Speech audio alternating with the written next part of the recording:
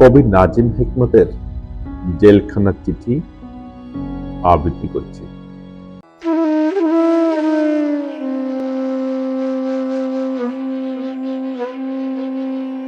প্রিয়তম আমার, তোমার শেষ চিঠিতে তুমি লিখেছ,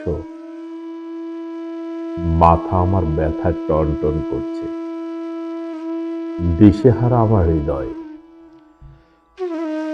তুমি লিখেছ, যদি ওরা তোমাকে ফাঁসি দেয়, তোমাকে যদি হারাই, আমি বাঁচব না। তুমি বেঁচে থাকবে প্রিয়তম বধূ আমার।